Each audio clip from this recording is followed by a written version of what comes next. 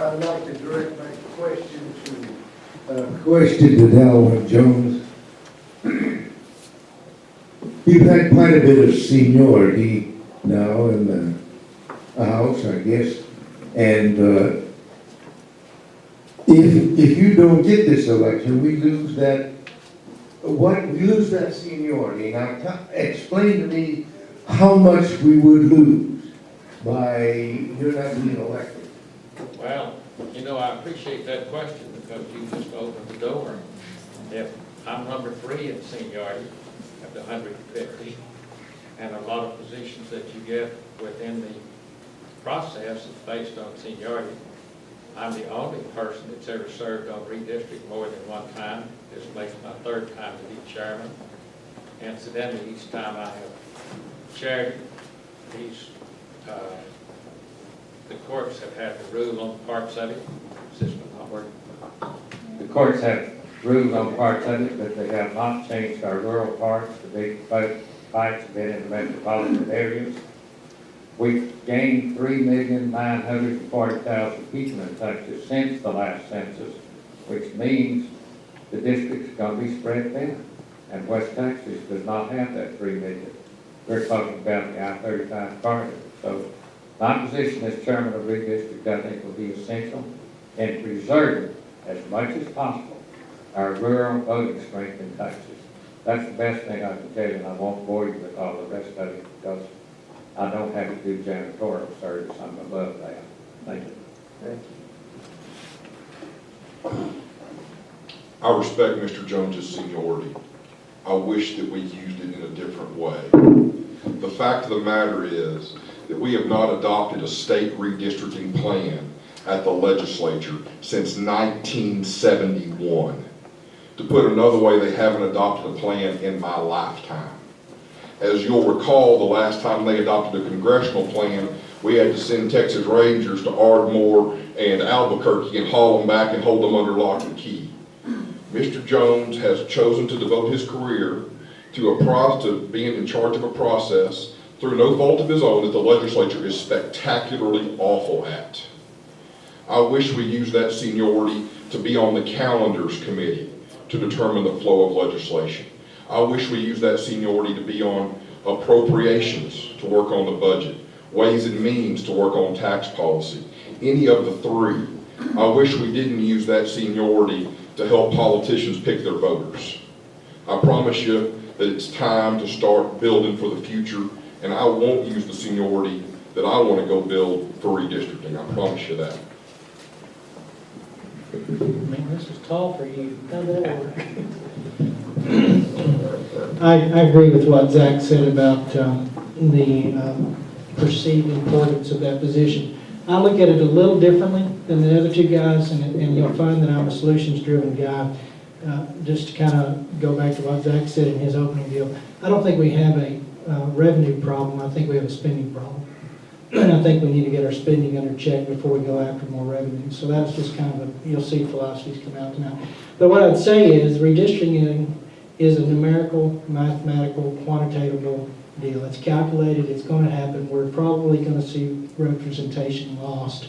It is such a contentious area because of such that the Democrat, Republican House prospects are so tight as we speak that they're going to probably end up in the Supreme Court over that. But why do we lose representation? We don't have an economic base here in this region that draws people in or wants them to stay or wants them to be better, a better place to live. We've got quality of life here second to nobody. People that move in here don't want to leave. People that leave come back. So all we've got to do is come back to an economic stability or a base that keeps people here. When people graduate tech, they want to make their life here. They want to reach it. If we do that, then redistricting doesn't become an issue.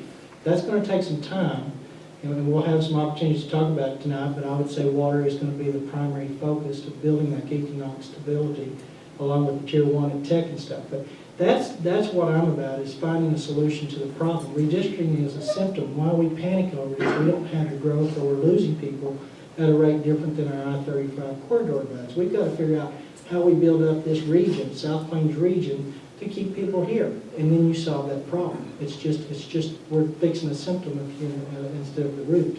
So that's my perspective about redistricting, but it will be satisfied somewhere outside that committee process, unfortunately.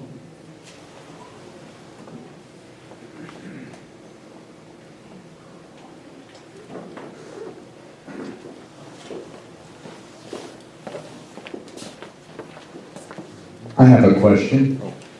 Can I ask one? Yeah, Is that I right? thought you were going somewhere with the background. Charles, you shared with us that you're a CPA and you have a firm. Last time I checked, $600 a month is what, is that correct, Representative Jones, that you make per month? You have rental and farmland, and you sell businesses.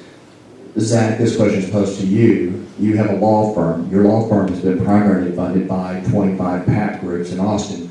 If you are elected in Austin and get down there, will you be subsidized and continue with your law firm, continue working for those political groups?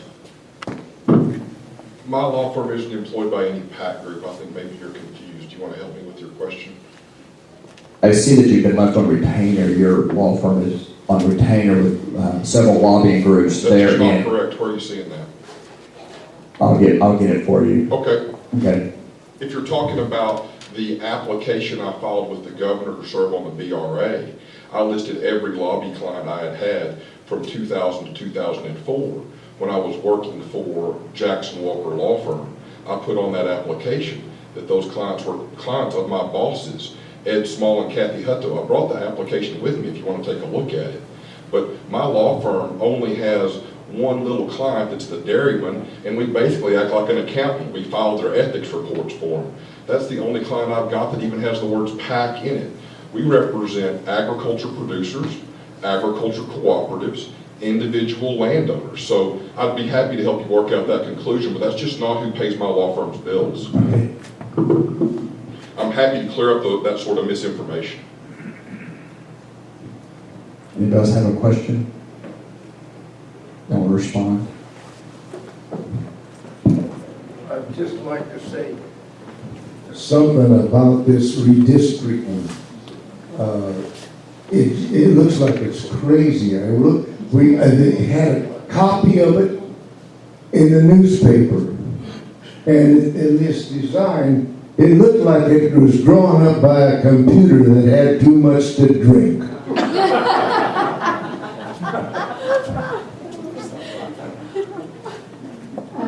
My question is, how do you view homeschooling? I remember that y'all had said that you were not for school vouchers, and I know that y'all have relatives that are in with the public schools, so I just would like to know what your views are.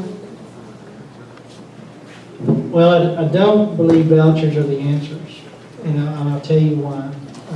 I think there is definitely things that both sides, public and private education, have to offer that we need to take the good from both.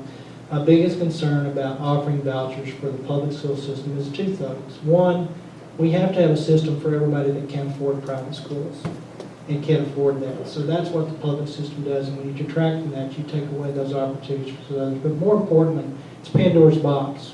When you start funding with vouchers, with public money, you give the radical Islamist jihadish a way to open up a school and say, I now want public funds to be able to teach that rhetoric and those lies to your students. So it's a Pandora's box. It's not something I would support, but more importantly, I think both have great things to meld together to be better. It does provide competition for the public school system.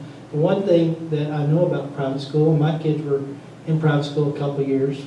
They went through the Trinity system through 4th grade, I think, and then they went into the public system. But what they have that we don't have in public school is parent involvement.